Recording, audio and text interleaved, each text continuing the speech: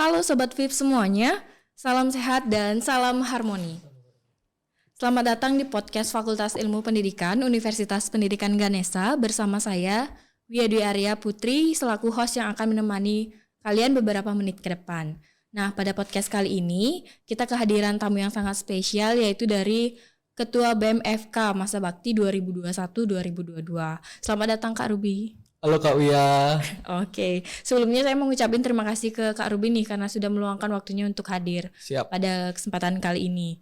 Dan kita akan ngobrol-ngobrol sekitar kegiatan apa aja sih yang dilakuin sama dari BEM FK gitu. Siap Kak. Sebelumnya Kak Ruby apa kabar? Waduh, sehat. Kalau Kak Wia sendiri gimana Kak? Astungkar saya sehat Siap. juga. Walaupun agak batuk-batuk gitu sih dikit. Waduh, ngapa? Oke, mungkin boleh disapa dulu nih para penonton kita yang sedang nonton podcast kita kali ini. Sebutannya di sini apa Kak? Sobat VIP biasanya. Oke, Sobat VIP. Halo, selamat siang, selamat malam, selamat sore Sobat VIP. Oke. Kita lanjut ya. Iya, Kak Ruby ini akhir-akhir ini lagi sibuk apa sih? Akhir-akhir ini ya Kak ya. Kalau kebetulan di kampus juga bulan ini tuh lagi sibuk ujian ya Kak ya. Jadi emang bulan Juli ini agak beberapa ujian lagi numpuk gitu, terutama ujian praktek. Jadi lagi sibuk ujian sama ada kalau di BEM sendiri ya Kak ya, itu kan tadi di akademis. Kalau dari BEM sendiri itu kita lagi siapin ada upgrading buat BEM-nya. Oke. Sebelumnya nih kita akan tanya-tanya dulu nih secara umum tentang organisasi nih ke Kak Ruby sebagai ketua BEM FK nih. Kalau boleh tahu Kak Ruby itu ikut organisasi tuh mulai aktif berorganisasi itu sejak kapan? Sebenarnya kalau dibilang ikut organisasi itu saya udah ikut organisasi dari SMA ya Kak ya. Cuman mungkin ya tau lah mungkin jiwa-jiwa SMA-nya gitu jadi dalam tanda kutip agak nggak ngeliwil gitu ya di organisasi gitu. Cuman yang mulai benar-benar jalanin organisasi itu saya ngerasa ya dari saya sendiri itu mulai dari kuliah mungkin ya karena mungkin kuliah itu mulai dalam tanda kutip agak serius karena kita ada dampaknya juga keluar dan emang apa yang kita lakuin tuh emang ada standarnya gitu Kak, ada SOP-nya. Jadi ya mungkin bisa dikatakan mulai dalam aktif gitu ya Kak ya. Itu dari kuliah Kak. Oke, sebelumnya SMA ikut organisasi apa tuh Kak? SMA itu sempet ikut organisasi yang semacam apa ya, siswa penggiat gitu Kak, apa penggiat mata pelajaran gitu, apa sih, akademis banget pokoknya. Akademis banget loh Kak. Udah kelihatan sih juga dari muka orang yang rajin belajar. Enggak ambis. Oke. Kan selain itu ada ikut organisasi lainnya mungkin? Ada. Jadi sempat karena banyak juga teman-teman ikut pramuka jadi ya ikut pramuka juga ya. Oke, anak kokonut juga nih. Oke, dari sekian banyak organisasi yang udah Kakak ikutin, yang mana sih yang paling berkesan organisasinya? Waduh, kalau dibilang berkesan ya Kak ya. Ya menurut saya setiap organisasi itu punya jalannya tersendiri gitu loh, punya karakteristik yang tersendiri. Tapi kalau dibilang berkesan dari sekian organisasi yang pernah saya jalanin, ya mau nggak mau saya bilang BEM kali ini. Karena kenapa? Karena saya dapat kesempatan itu buat jadi dalam tanda kutip ketua organisasinya itulah untuk periode ini. Itu jadi menurut saya nggak pernah sebelumnya saya jadi seketua ini gitu loh. Oke. Kenapa sih Kak Ruby bisa yakin ikut BEM aja kali ya daripada organisasi yang lainnya? Mungkin kan ada HMJ gitu juga kan ya. Kenapa tuh Kak, bisa diceritain? Oke, mungkin cerita dikit ya Kak ya. Jadi awalnya itu waktu setelah ospek, jadi saat saya SMA itu nggak terlalu ngeh itu sama organisasi, atau bisa dibilang memboyo gitu ya Kak ya. Nah semenjak kuliah itu kan kita dihadapkan pilihan mau pilih HMJ atau BEM. Kebetulan masuk F kan masih dikit banget tuh Kak. Waktu aku selesai ospek tuh kurang dari 100 kalau nggak salah. Jadi ya biar ada kegiatan kemahasiswaan juga, jadi kita harus aktif tuh masuk BEM atau HMJ. Ya udah, saya jujur aja milih BEM karena kebanyakan teman saya join di sana juga. Jadi ya udah join di sana. Cuman lama kelamaan ketika saya mengikuti kegiatannya itu dan saya masih menerapkan etos kerja kayak SMA itu sempat beberapa kali dalam tanda kutip dimarah senior ya. Karena udah pasti beda. Iya, ternyata iya gitu. Jadi ya saya harus ngelakuin penyesuaian dan saya mau ngucapin terima kasih sama beberapa senior yang dulu sering nyemprot saya. Jadinya saya lebih paham gitu apa yang sedang kita kerjain di sini gitu. Oke. Tapi di FK tuh wajib nggak sih ikut organisasi gitu atau ikut ormawa gitu mahasiswanya? Kalau di FK sendiri terkait dengan kewajiban berorganisasi sebenarnya pada periode sebelum aku itu memang ada kewajiban untuk gabung ke organisasi.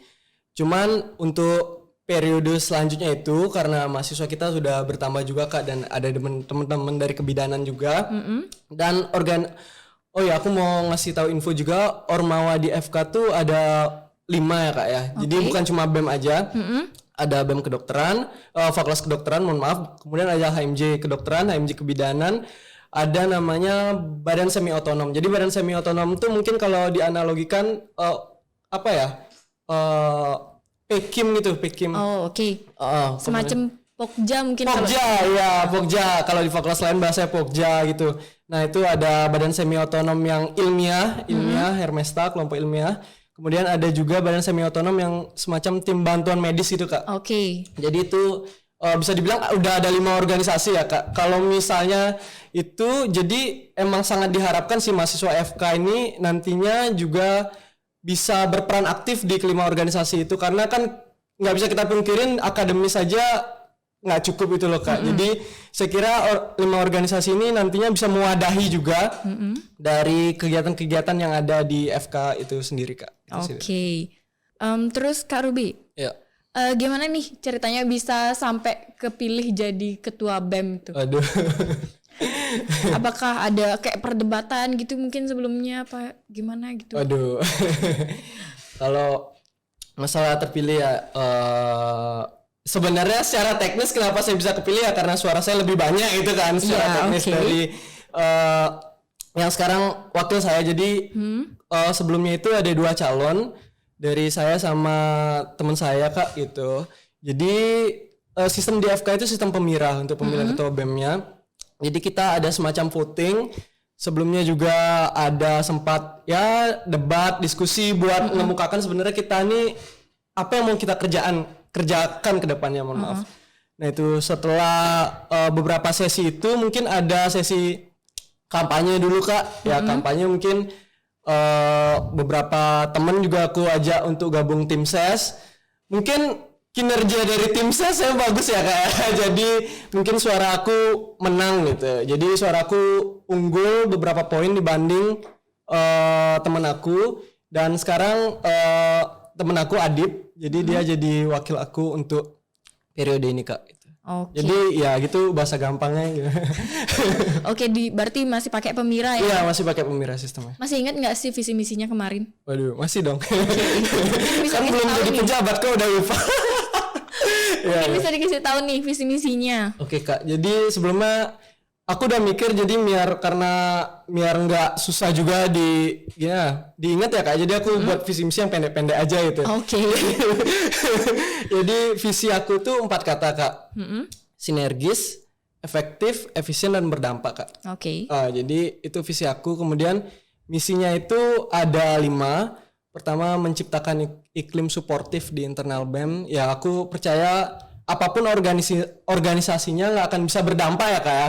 Kalau misalnya internalnya ada problem gitu. Iya, jadi yang pasti. pertama kali ku perbaiki itu internalnya dan ciptakan iklim suportif. Jadi ya orang-orangnya juga enak berinteraksi di dalamnya Kak gitu. Kemudian setelah iklim suportif itu aku misi kedua itu adalah menampung aspirasi dari Civitas gitu loh Kak. Jadi circle-nya ketika udah internal kemudian lebih lebar Civitas gitu ya Kak ya. Oke. Jadi setelah ditampung aspirasi Civitas kita siap untuk step yang ketiga. Misi aku yang ketiga itu adalah menjalin kerjasama citra dan dampak dengan eksternal Kak. Jadi kalau udah internalnya baik, Civitas sudah diwadahi, jadi kita siap untuk bekerja sama atau mencipta citra gitu Kak dengan pihak luar. Kemudian misi aku yang keempat ketika 3 tahapan itu udah dilewatin ya agar ini terus berlanjut berkesinambungan gitu, ya harus diciptakan sistem yang efektif, efisien dan transparan. Oke. Kemudian yang kelima itu ya apa ya?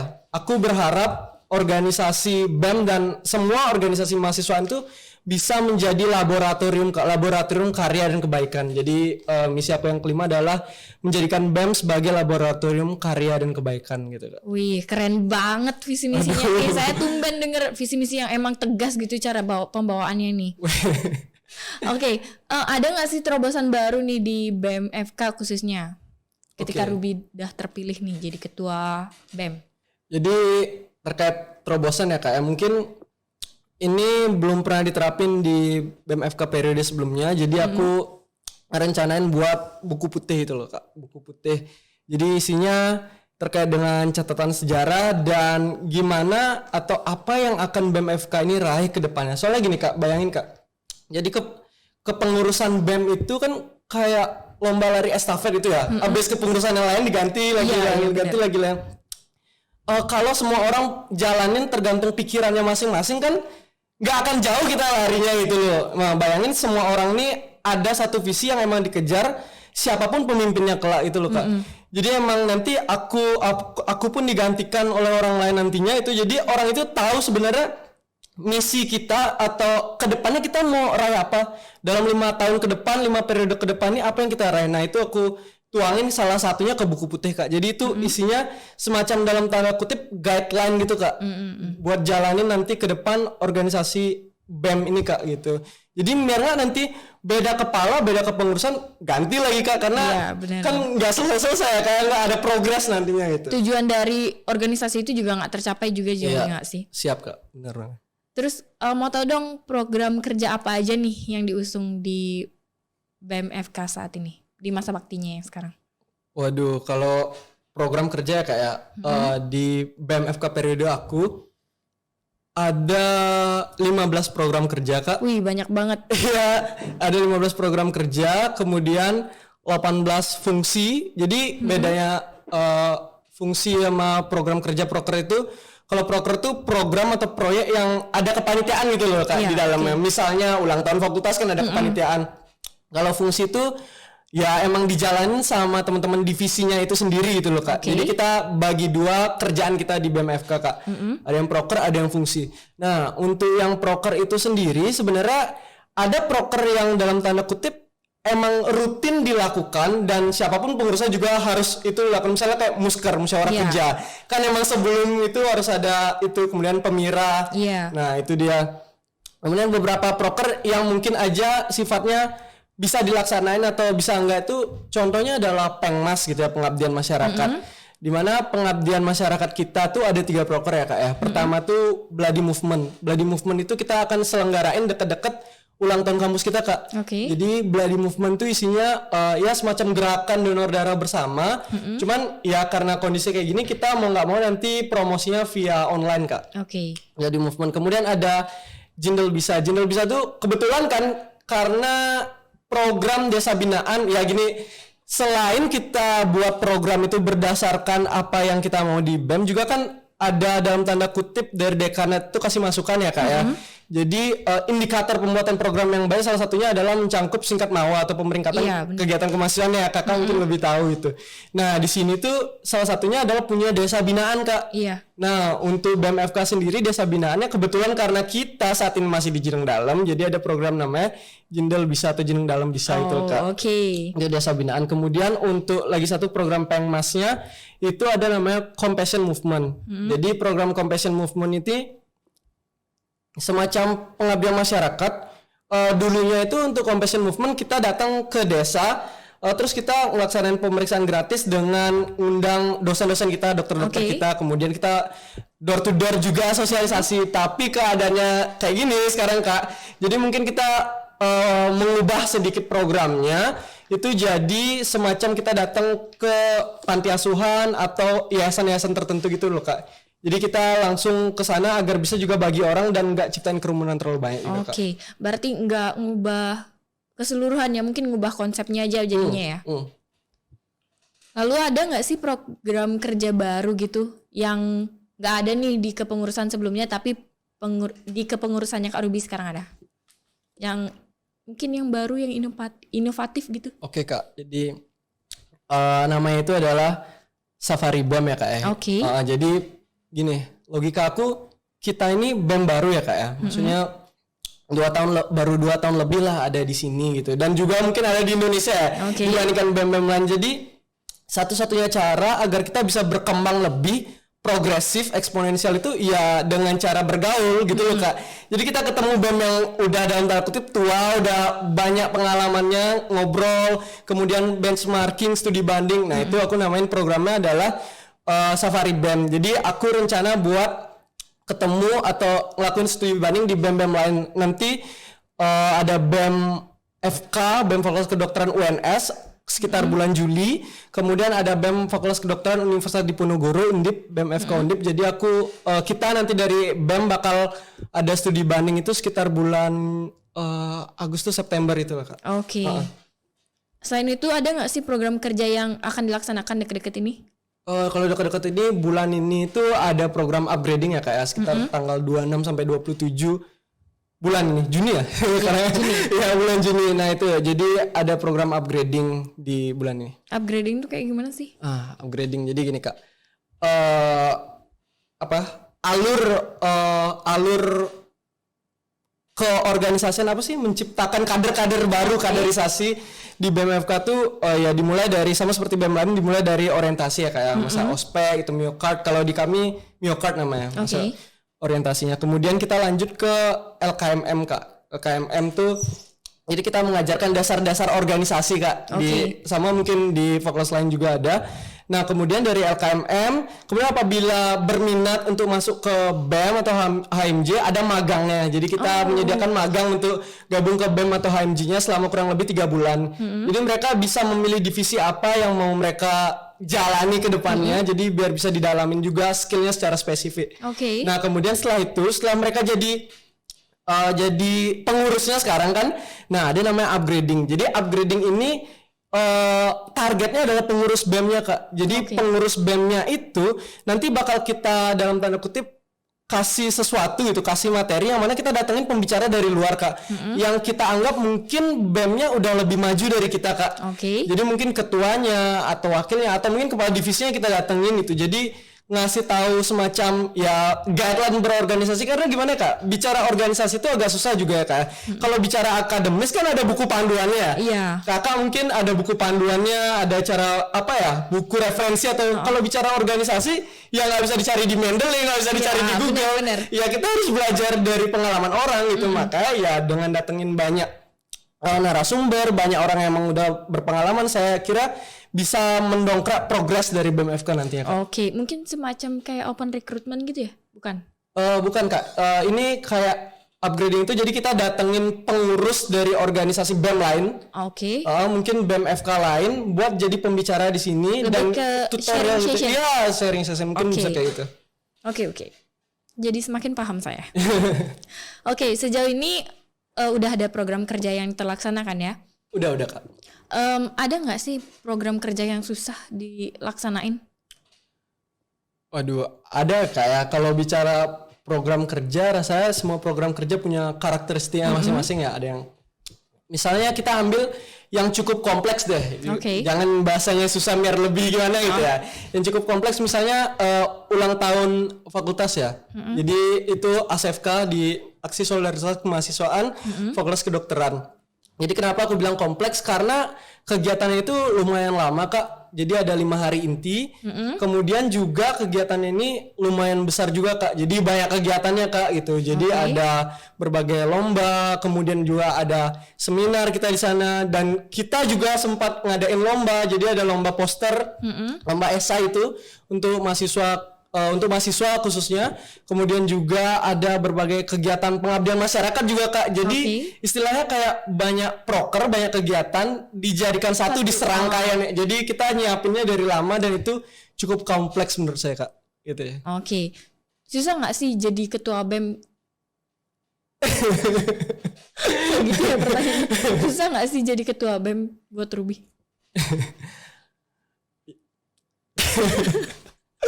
Agak berat ya Kak, Oke, saya berusaha jawab. Sebenarnya yang susah tuh bukan jadi ketua BEM-nya, tapi apa ya, ketua BEM itu juga dimanapun ya, ketua apapun saya kira yang berat itu adalah momen ketika dia harus ngambil keputusan Kak, decision maker itu.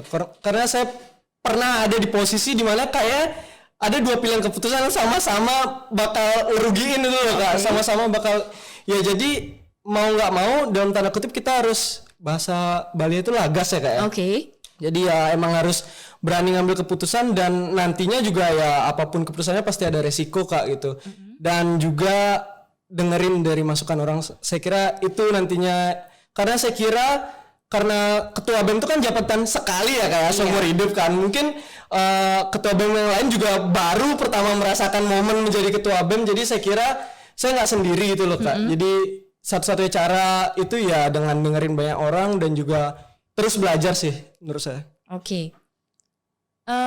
Kan aku denger nih anak-anak FK tuh juga rada-rada ambis ya.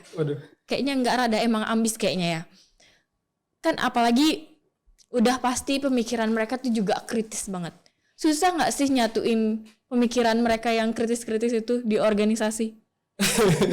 Apalagi kan ada yang debat sini, ngomong A lebih baik nih, ngomong yang B lebih baik juga.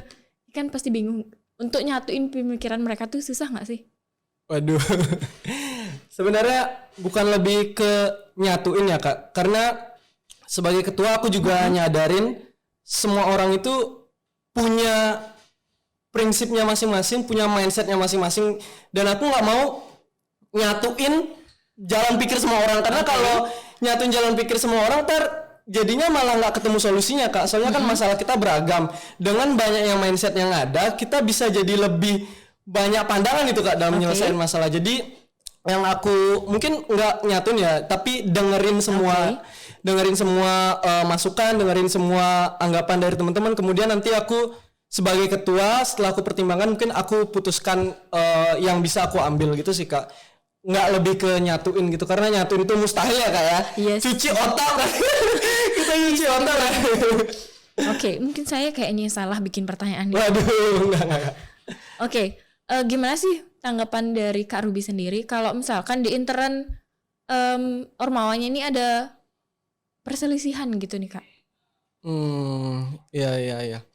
Terkait dengan perselisihan ini agak berat juga ya Kak ya. Soalnya kan ya kita nggak tahu perselisihan itu apakah memang akibat organisasinya atau sebenarnya masalah dari tiap individu yang diangkat jadi dipromosikan jadi masalah organisasi. Jadi yang pertama tuh ya menurut saya apapun perselisihannya ya satu-satu cara komunikasi Kak. Jadi ya kita datengin aja orang yang emang lagi berselisih, kita ajak ngobrol, karena mau gimana pun kan di dalam pikirannya mereka sendiri mereka yang benar gitu ya Kak. Di dalam pikiran, makanya yang pertama dalam bernegosiasi itu menurut saya adalah mempercayai bahwa setiap orang tuh niatnya baik sebenarnya.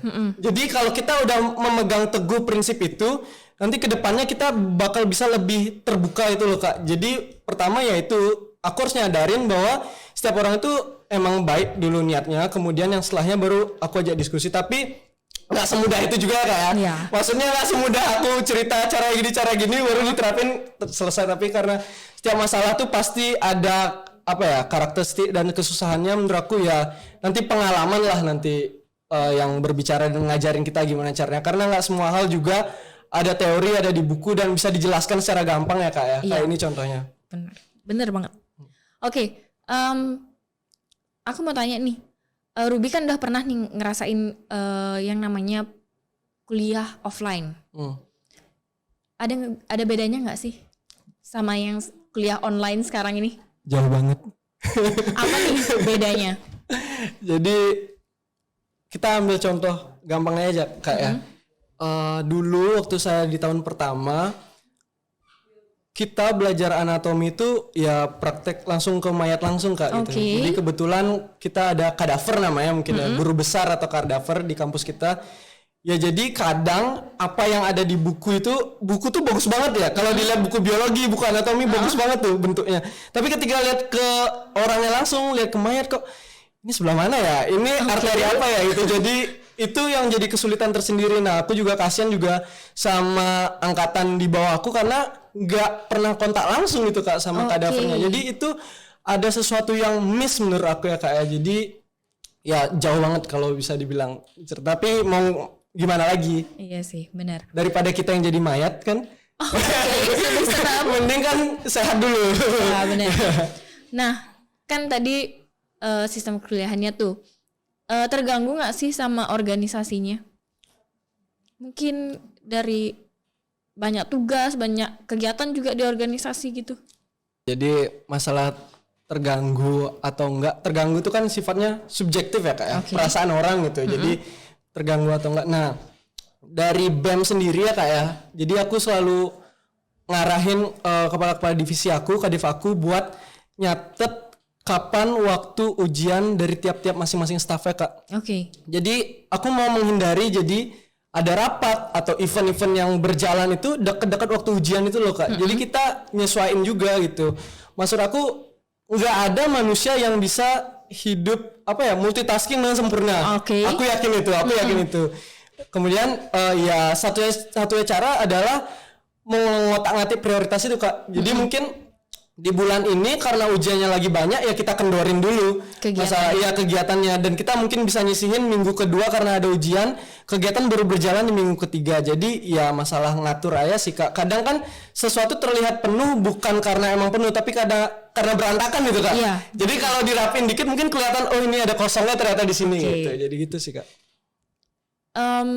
Kalau di kesehariannya yang lain mungkin terganggu nggak sih organisasi itu sama mungkin pacar gitu Kak Ruby? Atau mungkin pertemanannya gitu? Kalau waduh berat ya. Kalau bicara pertemanan juga nggak sih, karena kan organisasi kalau kita nggak selalu kumpul organisasi itu bahas proker, bahas fungsi dan hal-hal terkait juga. Kadang ya kumpul aja gitu, kumpul aja sama teman-teman sama organisasi. Jadi bisa sekalian ngobrol juga, bisa sekalian refreshing juga, dan kita punya circle sendiri juga nanti akan ada tambahan circle juga kita. Jadi dari organisasi juga kita bisa sambil temenan dan mungkin juga bisa sambil pacaran kan, siapa tahu kan ada yang lain. Iya, Oke Kak Ruby, kita lanjutin nih. Kan kita sekarang lagi kuliah online nih. Maaf nih kalau pertanyaan saya nggak terstruktur nih. Waduh. Harapannya ke depan gimana sih? Mungkin apakah harus kuliah offline apa gimana gitu? Waduh, kalau bicara harapan ya, ini harapan dari aku sendiri ya, nggak tahu nanti ke depannya kebijakannya gimana. Karena kalau masalah ke depannya gimana itu tergantung kebijakan dari atas ya. Kalau harapan aku sih ya secepatnya bisa kuliah offline, kemudian ya kalau memang semester depan belum bisa sepenuhnya offline ya setidaknya kita hybrid itu. Untuk yang emang benar-benar butuh praktek ya Kak ya, benar-benar butuh berkontak dengan alat-alat yang ada di kampus dan sebagainya, ya mau nggak mau kita ya harus offline ya Kak. Bayangin Kakak mau nggak datang ke dokter yang 4 tahun dia kuliahnya online Kak, belajar dari Zoom itu? Enggak deh kayaknya. Ya sebenarnya nanti salah lagi nus. Kok di YouTube beda ya Pak? Gitu kan? Benar. Iya kan? Iya. Oke, selanjutnya nih, kan kita kuliah online, kegiatan juga online pastinya. Pernah ngerasain titik jenuh gitu nggak sih di organisasi? Apalagi situasinya lagi online kayak gini.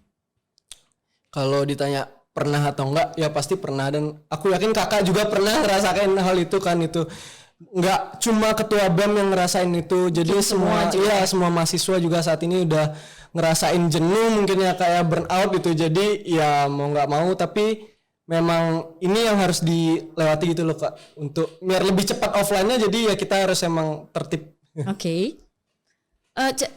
Kan pernah nih tadi katanya caranya ngatasin tuh gimana sih? Apakah Kak Ruby jalan-jalan gitu mungkin, atau jalanin hobi gitu?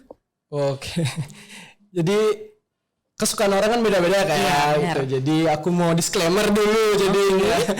Jadi kalau aku sendiri aku suka nonton film sih Kak. Jadi mungkin kalau agak kerasa sedikit jenuh ya udah tinggalin bentar, jadi nonton dulu atau ngelakuin hal yang aku seneng gitu. Jadi gak harus dipaksa juga kan, ya nggak semua hal bisa kita kontrol Kak, benar kan? Iya benar. Ya. Oke, pertanyaan terakhir nih, seberapa penting sih organisasi untuk Kak Ruby? Waduh. Berat-berat ya pertanyaannya.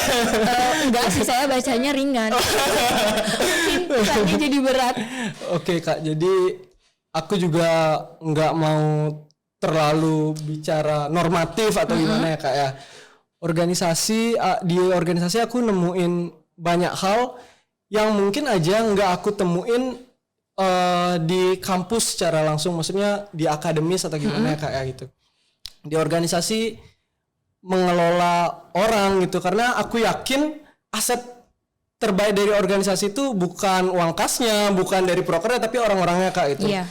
Jadi gimana cara kita mengelola orang itu, karena ini nggak mungkin diajarin di modul aku gitu, bagaimana cara mengelola orang sekian banyak, karena mau nggak mau nanti kedepannya aku sebagai tenaga kesehatan juga, calon tenaga kesehatan juga, nanti teman-teman yang lain jadi dokter, jadi bidan, kan juga nggak cuma ngobatin ya kayak masyarakat, cuman mencegah dan mempromosikan kesehatan juga ya Kak ya. Jadi itu termasuk juga mengelola masyarakat Kak.